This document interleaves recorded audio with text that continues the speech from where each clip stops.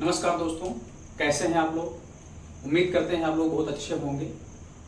दोस्तों, जैसा कि आप जानते हैं कि हमने उत्तर प्रदेश स्पेशल जीके में जो हमारा पिछला लेक्चर था दोस्तों, उसमें हमने देखा था कि जो उत्तर प्रदेश का मैप है, उत्तर प्रदेश के जो जिले हैं, उत्तर प्रदेश के जो सीमावर्ती जिले हैं, उनके संबंध में हमने बेसिक तरीके से बात किया था दोस्तों। और हमने जाना था कि उत्तर प्रदेश के ऐसे कितने जिले हैं जो उत्तर प्रदेश के सीमावर्ती राज्यों को स्पर्श करते हैं और साथ साथ में देश को स्पर्श करते हैं और केंद्र शासित प्रदेश को टच करते हैं दोस्तों। तो हमने देखा था कि दोस्तों उत्तर प्रदेश के 35 जिले लगभग ऐसे हैं जो अन्य एक देश को टच करते हैं, अन्य राज्यों को टच करते हैं और तथा राष्ट्रीय राजधानी क्षेत्र दिल्ली को टच करते हैं। इसमें हमने अलग अलग देखा है दोस्तों। ठीक है, हम थोड़ा सा रिवाइज करने का प्रयास करेंगे। उसमें दोस्तों हमने देखा था कि जो उत्तराखंड है, उत्तराखंड से उत्तर प्रदेश के 7 जिले ऐसे हैं जो उत्तराखंड को स्पर्श करते हैं। फिर हमने देखा था कि जो उत्तर प्रदेश एकमात्र मीन्स उत्तर प्रदेश से जो सटा एकमात्र ऐसा देश है नेपाल, नेपाल से उत्तर प्रदेश के 7 जिले स्पर्श करते हैं। ठीक है दोस्तों। और उत्तर प्रदेश का एक ऐसा जिला पीलीभीत है जो नेपाल और तथा उत्तराखंड को दोनों को स्पर्श करता है। यहां एक प्रश्न यह भी बन जाता है दोस्तों कि उत्तर प्रदेश का ऐसा कौन सा जिला है जो राज्य तथा देश को दोनों को स्पर्श करता है। ठीक है, या महत्वपूर्ण प्रश्न बन जाता है कि उत्तर प्रदेश का ऐसा कौन सा जिला है दोस्तों कि वह राज्य को तो टच ही करता है, साथ साथ में एक देश को भी टच करता है। तो दोस्तों यह है पीलीभीत। ये पीलीभीत है और साथ साथ में महाराजगंज भी है दोस्तों। ठीक है, क्योंकि आपको हमने बताया था दोस्तों कि जो पीलीभीत जिला है वह उत्तराखंड को भी स्पर्श करता है और नेपाल को भी स्पर्श करता है दोस्तों। साथ साथ में हम देखें तो जो महाराजगंज जिला है दोस्तों, उत्तर प्रदेश से जो महाराजगंज जिला है वह नेपाल को स्पर्श करता है और साथ साथ में बिहार को भी स्पर्श करता है। तो यह प्रश्न बनने का जो चांस है दोस्तों वह बन जाता है कि निम्नलिखित में से ऐसा कौन सा जिला है या कौन से जिले हैं जो किसी राज्य को स्पर्श करते हुए किसी देश को भी स्पर्श करते हैं। ध्यान दीजिएगा दोस्तों। तो पीलीभीत जो है वह राज्य मीन्स उत्तराखंड को साथ साथ उत्तराखंड को स्पर्श करता ही है, साथ साथ में नेपाल को भी स्पर्श करता है। दूसरा जिला हो जाता है दोस्तों महाराजगंज। महाराजगंज जो है बिहार को भी स्पर्श करता है और साथ साथ में नेपाल को भी स्पर्श करता है। तो यह प्रश्न महत्वपूर्ण हो जाता है दोस्तों। फिर हम बात करते हैं दोस्तों बिहार में। उत्तर प्रदेश के 7 जिले ऐसे हैं दोस्तों जो कि बिहार को स्पर्श करते हैं। ध्यान दीजिएगा, यहां पर हमने बताया कि उत्तराखंड को भी 7 जिले स्पर्श करते हैं और नेपाल देश को भी 7 जिले स्पर्श करते हैं। साथ साथ में बिहार को भी उत्तर प्रदेश के 7 जिले स्पर्श करते हैं दोस्तों। ठीक है, उत्तर प्रदेश का मीन्स यदि हम छत्तीसगढ़ से बात करें दोस्तों कि उत्तर प्रदेश का ऐसा कौन सा जिला है जो झारखंड को स्पर्श करता है, छत्तीसगढ़ को स्पर्श करता है और मध्य प्रदेश को स्पर्श करता है। तो झारखंड को स्पर्श करने वाला मात्र एक ही जिला है दोस्तों, कौन सा है? सोनभद्र है। छत्तीसगढ़ को स्पर्श करने वाला जो जिला है दोस्तों वह कौन सा है? सोनभद्र है। मध्य प्रदेश को स्पर्श करने वाला एक और जो जिला है दोस्तों यह सोनभद्र है। तो यहां से प्रश्न ये भी बन जाता है, हम उस समय भी पिछले लेक्चर में भी बताए थे आपको दोस्तों कि एक प्रश्न यहां से इंपॉर्टेंट कई बार बना हुआ है और आगे बनता भी रहेगा दोस्तों कि उत्तर प्रदेश का ऐसा कौन सा जिला है जो 4 राज्यों को स्पर्श करता है। ठीक है मित्रों, उत्तर प्रदेश का ऐसा कौन सा जिला है जो 4 राज्यों को स्पर्श करता है, तो वह सोनभद्र है दोस्तों। सोनभद्र बिहार को भी स्पर्श करता है, झारखंड को स्पर्श करता है और छत्तीसगढ़ को स्पर्श करता है तथा मध्य प्रदेश को स्पर्श करता है दोस्तों। ठीक है दोस्तों।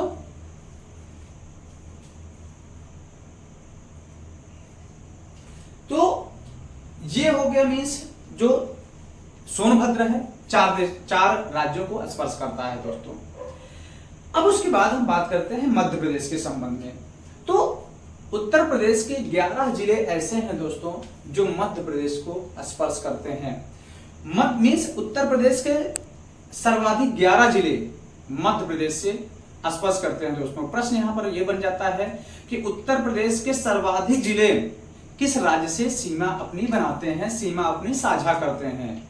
तो उत्तर प्रदेश के 11 जिले ऐसे हैं जो कि मध्य प्रदेश से अपनी सीमा साझा करते हैं दोस्तों।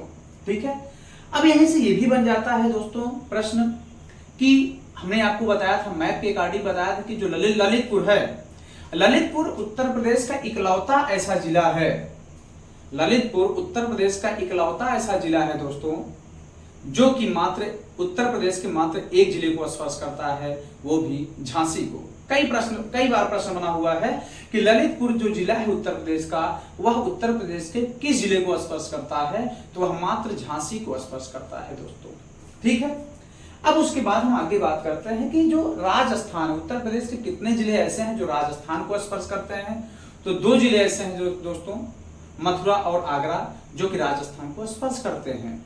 ठीक है, उसके बाद प्रश्न ये भी बन जाता है दोस्तों कि उत्तर प्रदेश के ऐसे कितने जिले हैं और कौन से जिले हैं जो राष्ट्रीय राजधानी केंद्र शासित प्रदेश दिल्ली को स्पर्श करते हैं।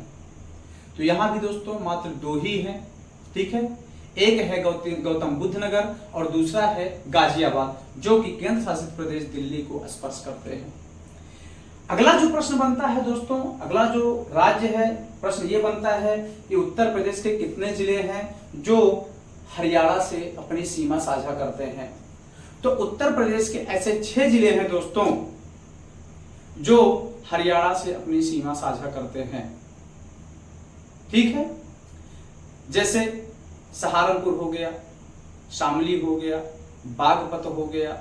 ठीक है दोस्तों, और गौतम बुद्ध नगर हो गया, अलीगढ़ हो गया और मथुरा हो गया दोस्तों। ये 6 जिले ऐसे हैं जो कि हरियाणा से अपनी सीमा साझा करते हैं, उत्तर प्रदेश के 6 जिले। अगला जो अंतिम प्रश्न यहां से हमने चर्चा किया था दोस्तों कि हिमाचल प्रदेश राज्य से उत्तर प्रदेश के कितने जिले और कौन से जिले सीमा साझा करते हैं। तो उत्तर प्रदेश का मात्र एक जिला है दोस्तों, सहारनपुर। उत्तर प्रदेश का मात्र एक जिला है सहारनपुर, जो कि हिमाचल प्रदेश से अपनी सीमा साझा करता है। ठीक है दोस्तों, वैसे जो सहारनपुर है दोस्तों, तीन राज्यों से अपनी सीमा साझा करता है। एक तो हरियाणा से सीमा साझा करता है, दूसरा हिमाचल प्रदेश से और तीसरा उत्तराखंड से भी है। ये ध्यान देना है दोस्तों। किंतु यदि हम सिर्फ हिमाचल प्रदेश की बात करें कि उत्तर प्रदेश का कौन सा जिला ऐसा है जो हिमाचल प्रदेश से सीमा साझा करता है, तो सिर्फ सहारनपुर है मित्रों। ठीक है, तो ये हमने बेसिक जो प्रश्न बनते हैं, जो हमने पिछला लेक्चर लिया था, उसके संबंध हमने रिवाइज किया और बेहतर तरीके से रिवाइज किया दोस्तों कि कैसे प्रश्न बन जाते हैं, कैसे कैसे प्रश्न बनते हैं दोस्तों, ये हमने आपको समझाया। हाँ दोस्तों, एक प्रश्न यहाँ से ये भी बन जाता है, बहुत महत्वपूर्ण प्रश्न बन जाता है दोस्तों। आप इसको कमेंट करके कमेंट बॉक्स में जरूर हमको बताएं, इसका उत्तर दें। ठीक है, अब बाकी अगले लेक्चर में हम आपको इसका उत्तर देंगे। पहले आप हमको कमेंट करके जरूर बताएं। यदि हम आपसे प्रश्न करें कि उत्तर प्रदेश के जिलों में से ऐसा कौन सा जिला है जो नेपाल से सबसे लंबी दूरी साझा करता है, यह प्रश्न बहुत महत्वपूर्ण हो जाता है दोस्तों कि उत्तर प्रदेश के जिलों में से ऐसा कौन सा जिला है जो नेपाल की सीमा से ज्यादा सीमा साझा करता है दोस्तों, लंबाई के हिसाब से, दूरी के हिसाब से दोस्तों। यही प्रश्न हर राज्य पर लागू हो जाता है कि उत्तर प्रदेश का ऐसा कौन सा जिला है जो उत्तराखंड की सीमा से सबसे लंबा, सबसे सर्वाधिक साझा करता है, सर्वाधिक भूमि साझा करता है। यही स्थिति मध्य प्रदेश से हो जाती है, यही स्थिति बिहार से हो जाती है, हरियाणा से हो जाती है, दिल्ली से हो जाती है दोस्तों। ठीक है, यह प्रश्न बनने की संभावना है, तो आप इसको जरूर कमेंट बॉक्स में कमेंट करें कि क्या इसका आंसर हो सकता है। और नेपाल के साथ साथ जो राज्य है और राज्य के साथ साथ जो केंद्र शासित प्रदेश है, आप इसको जरूर कंपेयर करें दोस्तों। ठीक है, आइए अब हम आगे बात करते हैं। आज का जो टॉपिक है दोस्तों, यह बहुत ही महत्वपूर्ण है। आपकी परीक्षाओं में लगभग प्रत्येक परीक्षाओं में, उत्तर प्रदेश की प्रत्येक परीक्षाओं में यहां से प्रश्न बनते ही बनते हैं।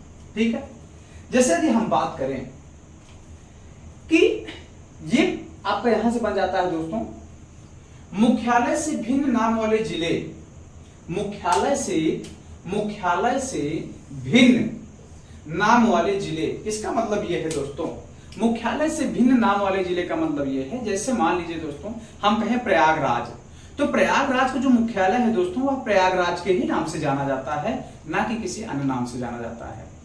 प्रयागराज को प्रयागराज से ही जाना जाता है। गाजीपुर के मुख्यालय को गाजीपुर के ही नाम से जाना जाता है दोस्तों। ठीक है, यदि हम रायबरेली की बात करें, रायबरेली की जो मुख्यालय है रायबरेली के ही नाम से जाना जाता है दोस्तों। किंतु कुछ ऐसे, जैसे मान लीजिए कौशाम्बी है, यदि आप कौशाम्बी जिले में चले जाते हैं तो आप किसी लोकल व्यक्ति से पूछेंगे कि हमको कौशाम्बी जाना है, कौशाम्बी कहाँ है, तो बहुत रेयर केस में बताएगा, वो बताएगा कि मंझनपुर आपको जाना चाहिए, क्योंकि वहां कौशाम्बी सिर्फ जिला है, कौशाम्बी कोई मार्केट, कोई शहर नहीं है दोस्तों। ठीक है, तो कौशाम्बी जो जिले का नाम है, कौशाम्बी के मुख्यालय का नाम है, जहां एसपी और डीएम का कार्यालय होता है, उसका नाम दोस्तों मंझनपुर हो जाता है। उम्मीद करते हैं आपको यह बात समझ में आ रही होगी कि हम क्या बताना चाहते हैं। ठीक है, तो हम इसी के संबंध में हम बात करने वाले हैं कि मुख्यालय से भिन्न नाम वाले जिले। एक मिनट दोस्तों,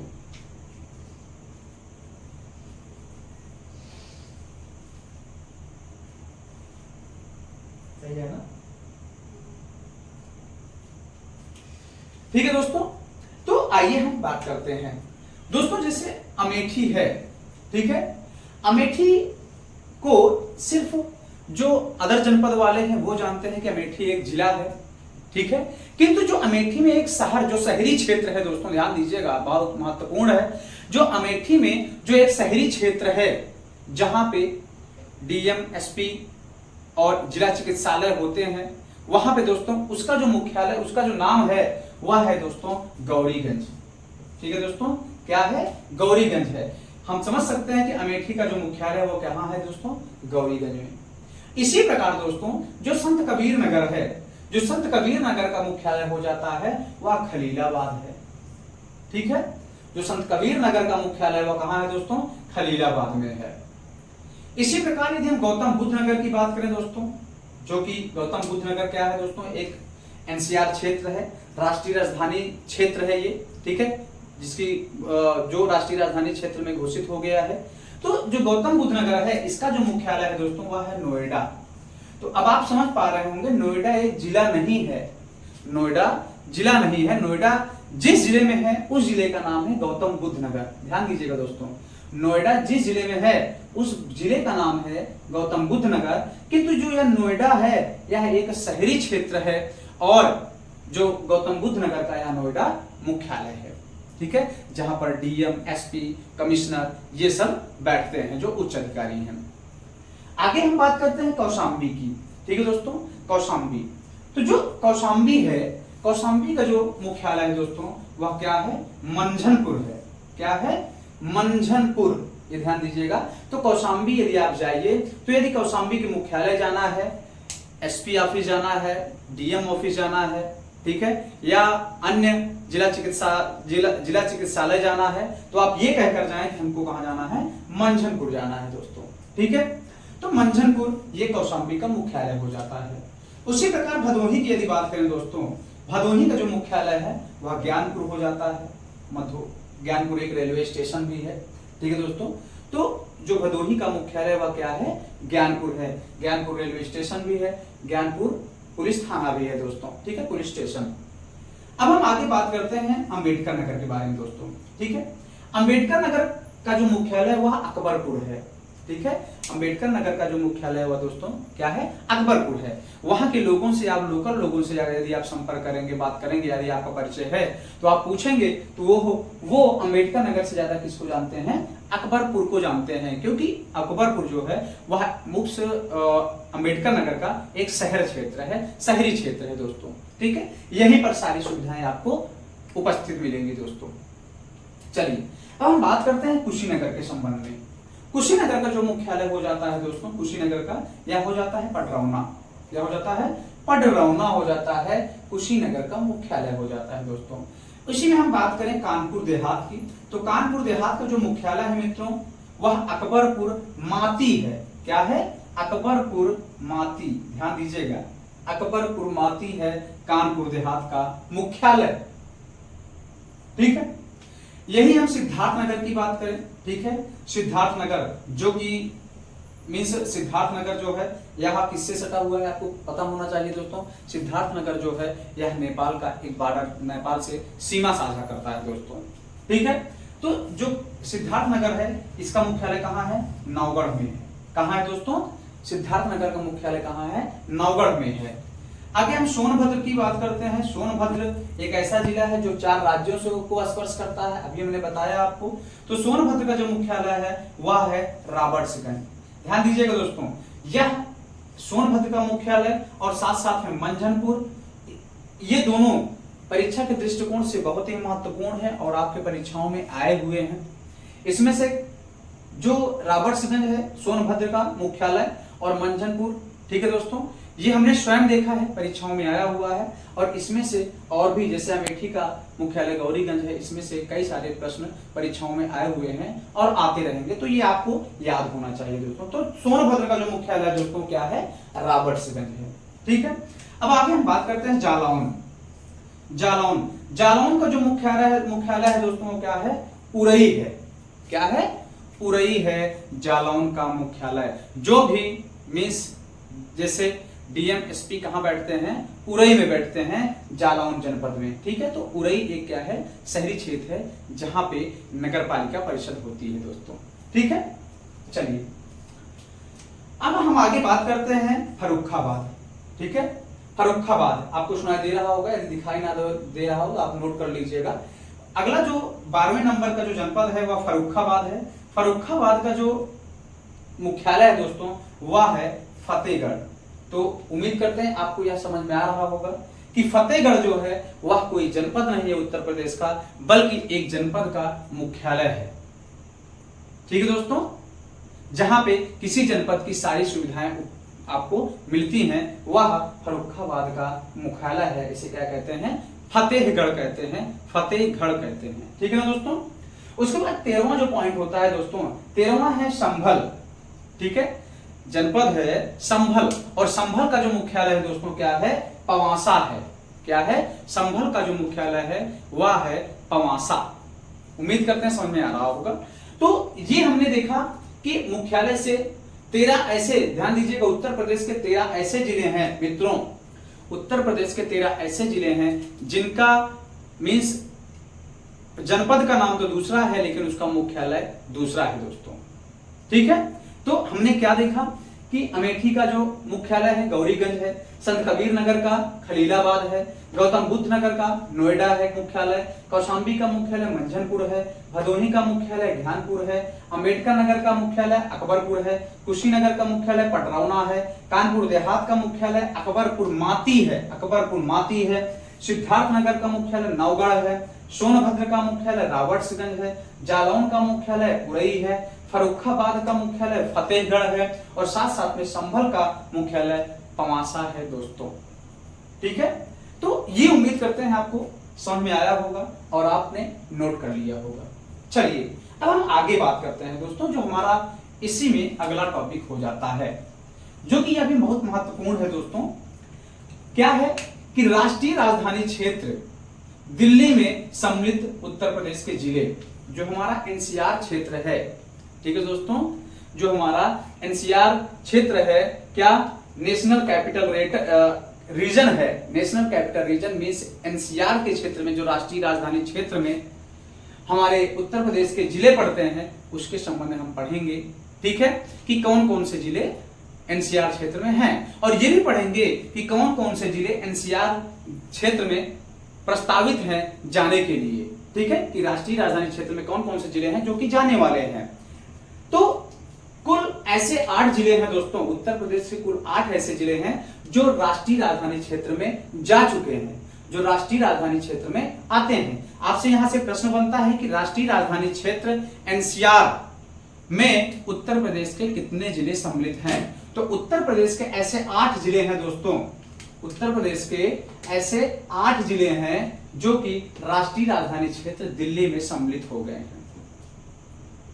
ठीक है दोस्तों, कौन कौन से जिले हैं इसके बारे में हम जानते हैं।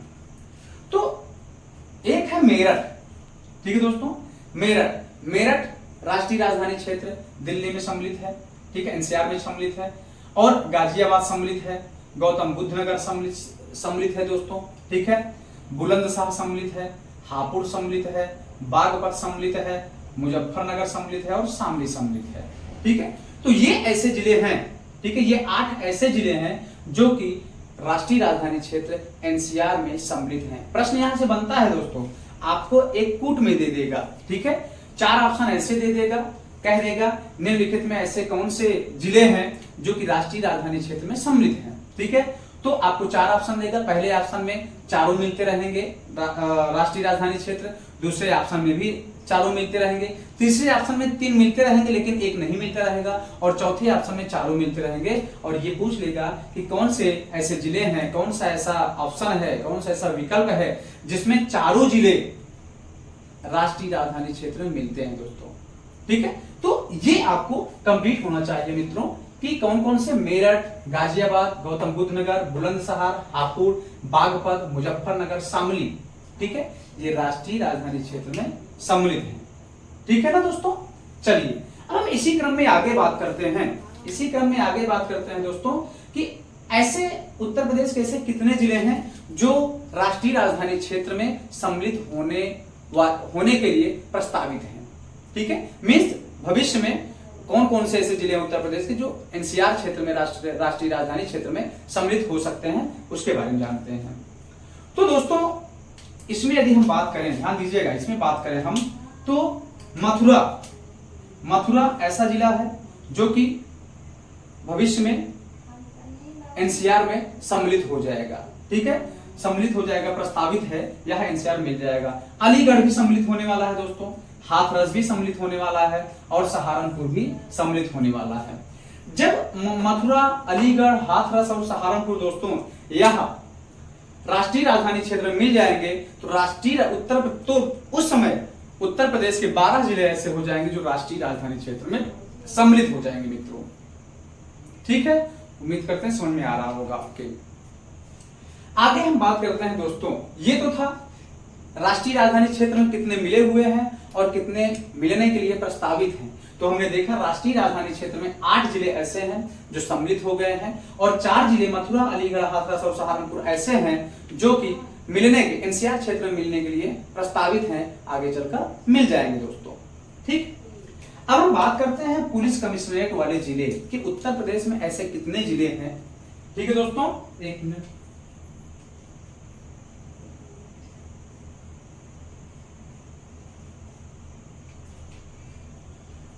दोस्तों अब हम बात करते हैं क्या कि उत्तर प्रदेश के जिलों में से ऐसे कितने जिले हैं जहां पर पुलिस कमिश्नरेट प्रणाली लागू है। ठीक है, आयुक्त जो एक पुलिस आयुक्त की जो प्रणाली है वह किन किन जिलों में लागू है, इसके संबंध में हम पढ़ने वाले हैं।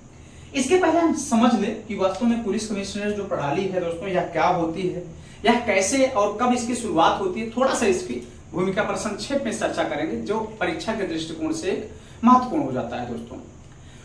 वास्तव में यह जो पुलिस कमिश्नरेट प्रणाली है, पुलिस कमिश्नरेट सिस्टम है, सर्वप्रथम हम बात करें तो यह हैदराबाद के निजाम ने 1848 के लगभग यह शुरू किया है दोस्तों। जो हैदराबाद के निजाम थे वह सर्वप्रथम जो पुलिस कमिश्नरेट सिस्टम था, पुलिस आयुक्त प्रणाली था, इसको उन्होंने हैदराबाद के क्षेत्र में, हैदराबाद प्रेसिडेंसी में दोस्तों उन्होंने 1838 के आसपास प्रारंभ किया था। उसके बाद होता क्या है दोस्तों, यह 1866 में, ठीक है, 1866 में यह अहमदाबाद में शुरू होता है। इसके पहले यानी हम बात करें दोस्तों 1866 में या अहमदाबाद में ना होकर के यह हुआ था 1866 में दोस्तों कलकत्ता अधिनियम के तहत, पुलिस कलकत्ता जो अधिनियम बनी थी उसके अंतर्गत यह दोस्तों कलकत्ता प्रेसिडेंसी, मद्रास प्रेसिडेंसी और साथ साथ में बंबई प्रेसिडेंसी में यह लागू हुआ था पुलिस आयुक्त प्रणाली या पुलिस कमिश्नरेट सिस्टम दोस्तों। उसके बाद होता क्या है, बाद में यह, यदि हम आजाद भारत की बात करें दोस्तों, आजाद भारत के बाद सर्वप्रथम दोस्तों जो पुलिस आयुक्त प्रणाली, पुलिस कमिश्नरेट सिस्टम जो लागू हुआ है दोस्तों, वह अहमदाबाद में लागू हुआ है। ठीक है दोस्तों, जो आजाद भारत के बाद यदि बात करते हैं कि जो पुलिस कमिश्नरेट सिस्टम लागू हुआ है तो कहां लागू हुआ है? अहमदाबाद में लागू हुआ है। कुछ वर्षों बाद यह कहां? दिल्ली में लागू होता है।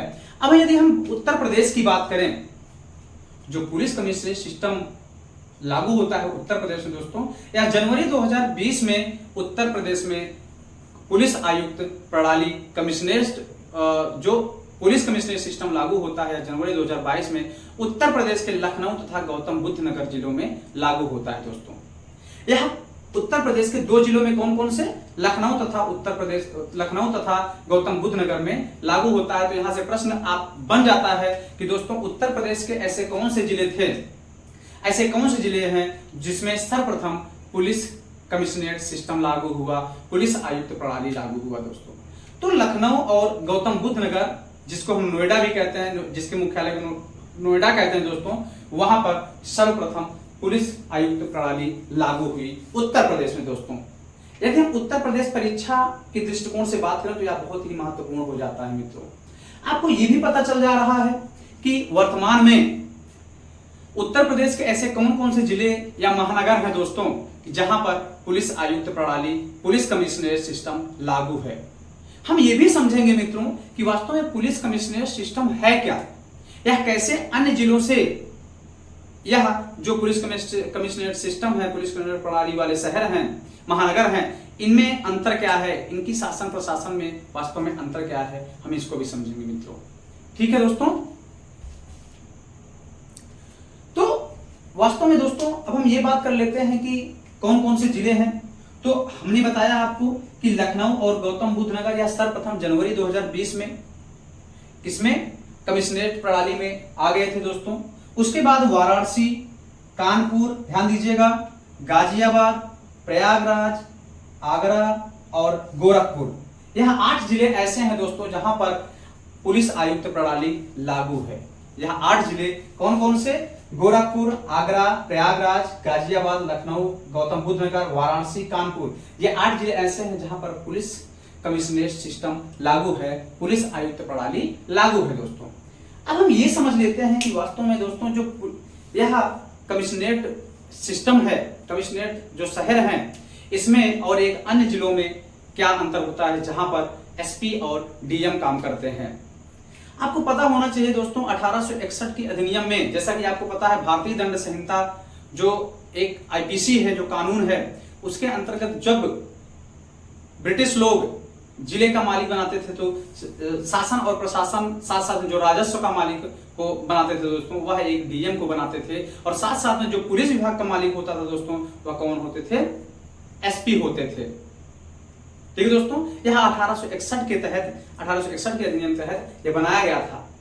उसके बाद होता क्या है दोस्तों, जब यह पुलिस कमिश्नर, जब ये एक जिले में जब यह एसपी और डीएम काम करते हैं, उसी प्रकार जब यह कमिश्नरेट लागू हो जाता है दोस्तों उस जिले में, तो जो डीएम राजस्व और शासन प्रशासन का जो एक मालिक होते हैं और जो एसपी पुलिस विभाग के मालिक होते हैं, इन दोनों को मर्ज किया कर दिया जाता है दोस्तों कि कहां पर? कमिश्नरेट जहां प्रणाली लागू होती है, जहां पर आयुक्त प्रणाली लागू होती है, वहां पर एसपी और साथ साथ में डीएम, इन सबके जो पावर्स होते हैं, इन सबको मर्ज करके यह जो वहां के कमिश्नर होते हैं उनके अंडर में आ जाता है। अर्थात हम ये कह सकते हैं कि जो ये डीएम और एसपी के पावर होते हैं, या सभी पावर किसके पास चले जाते हैं? सिर्फ और सिर्फ एक कमिश्नर के पावर अंडर में चले जाते हैं दोस्तों।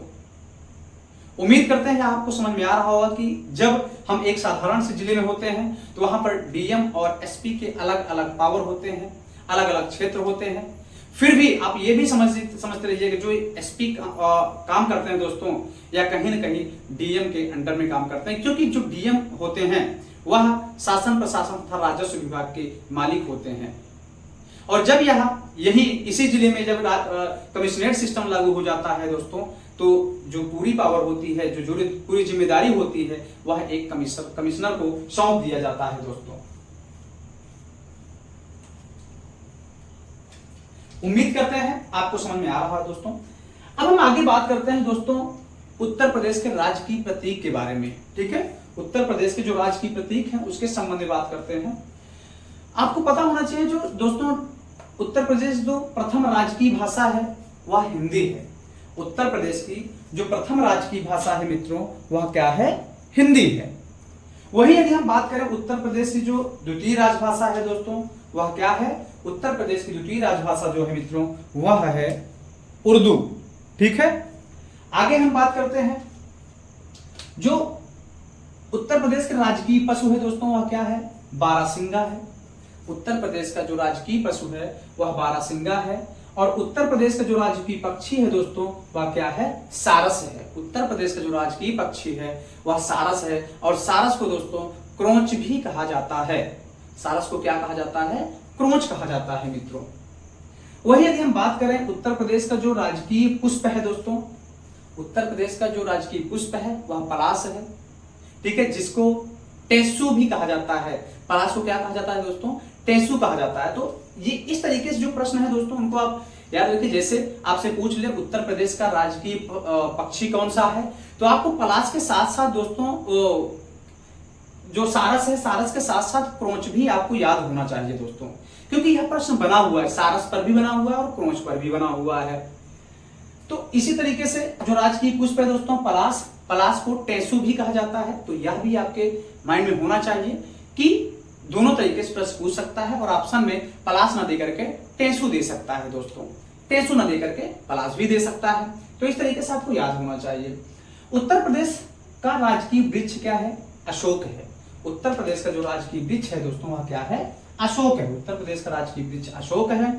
और उत्तर प्रदेश का जो राजकीय खेल है मित्रों वह क्या है? हॉकी है। उत्तर प्रदेश का जो राजकीय खेल है वह हॉकी है। ठीक है दोस्तों, तो अब हम एक बार रिवाइज कर लें कि उत्तर प्रदेश का प्रथम राजकीय भाषा हिंदी, यह कार्यालय की भी भाषा है दोस्तों। उत्तर प्रदेश से जो विभिन्न कार्यालय हैं, मुख्यालय हैं, वहां पर जो यूज होता है भाषा, ठीक है दोस्तों, वह कौन सी? हिंदी यूज होती है। जो द्वितीय उत्तर प्रदेश जो द्वितीय राजकीय भाषा है वह उर्दू है दोस्तों, क्योंकि उत्तर प्रदेश में सिर्फ हिंदी और उर्दू में ही काम होते हैं और यही दोनों बोले जाते हैं। उत्तर प्रदेश जो राजकीय पशु है बारहसिंगा है। राजकीय पक्षी सारस, सारस को ही क्रोंच कहते हैं दोस्तों। उत्तर प्रदेश का राजकीय पुष्प क्या है? पलाश है। पलाश को टेसू भी कहते हैं। ठीक है दोस्तों, टेसू। और उत्तर प्रदेश का राजकीय वृक्ष क्या है? अशोक है। और उत्तर प्रदेश का राजकीय खेल क्या है? हॉकी है दोस्तों। ठीक है, तो उम्मीद करते हैं यहाँ सारे महत्वपूर्ण बिंदु आपके समझ में आए होंगे दोस्तों। ठीक है, यदि आप हमारे चैनल पर नए हैं तो चैनल को सब्सक्राइब करें मित्रों, अपने मित्रों के साथ जरूर शेयर करें। ठीक है, ज्यादा से ज्यादा शेयर करें दोस्तों। ठीक है, और यह लेक्चर यहीं पर समाप्त होता है दोस्तों। जय हिंद, नमस्कार।